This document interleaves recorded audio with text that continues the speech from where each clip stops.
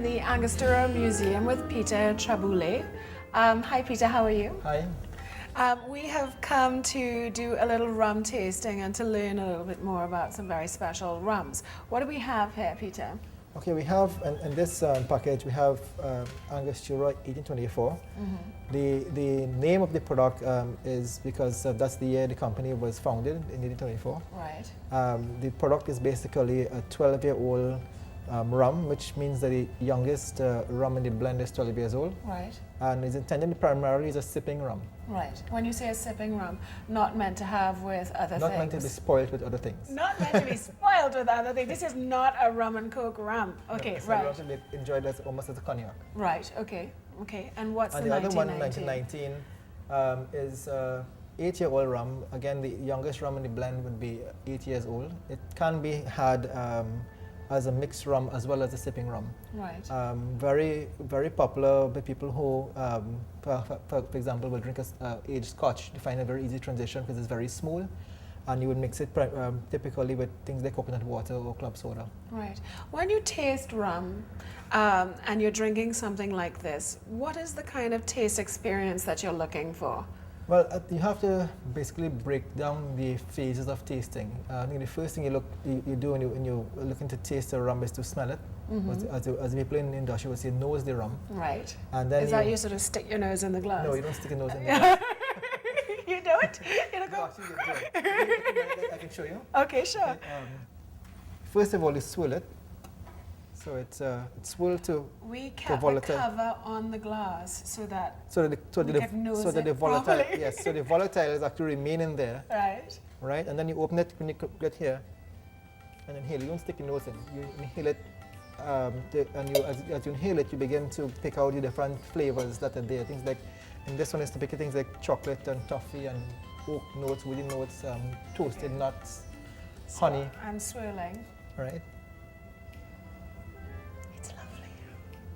And so tell me about the color, because this one is very sort of rich. The color develops in the aging process. So the higher the longer the aging, the darker the rum. Right, right, okay. And so tell us about this one. Shall we smell that one? This one first. Yeah, this one here will be fine. It'll probably be is also complex, but then it's in its own way.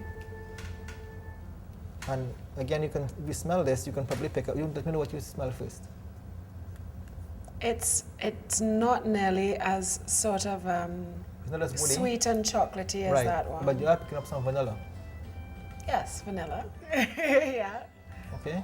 So again, it's a different blend of different types of rums. When you taste the rum, the first thing you do is to actually slip it. Slip it like yes. Okay. Right, so slip it so that volatilizes the spirit. Right. And releases the aroma, the volatiles in your mouth. So when you swirl it and you around your mouth and you inhale, you actually bring those vapors to the back of your throat and to where the nasal receptors are. Okay. Right. So. And you're gonna swirl it around in your mouth.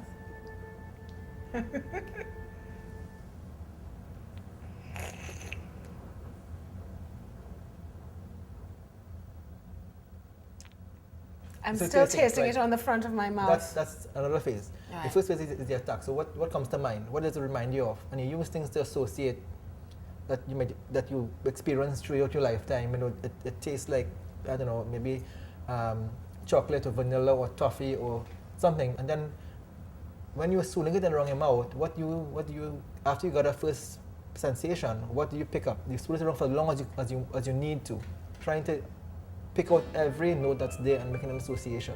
Okay. Right? And then that's called the grip. Right.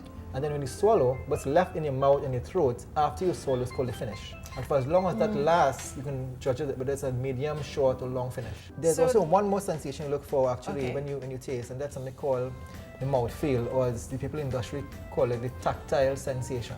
Right. Which is, how does it feel? Does it feel heavy? Does it feel full? Does it feel light?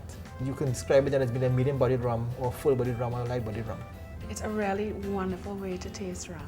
Yeah, and the thing is that people tend to perceive rum in our market, unfortunately, as being not as premium as some of the other spirits. Yeah. But in many parts of the world, rum's premiumness and rum is growing as one of the fastest growing categories in the world. And a lot of people in other countries see rum as being a much sought after spirit. So by the introduction of these two products a few years ago, we have actually been moving rum from out of the category of being not a premium spirit before to bring it right into a premium spirit, letting people know that we can be just as good in quality and just as good in flavor as a cognac or good scotch can be. Thank you so much. Thanks. Okay.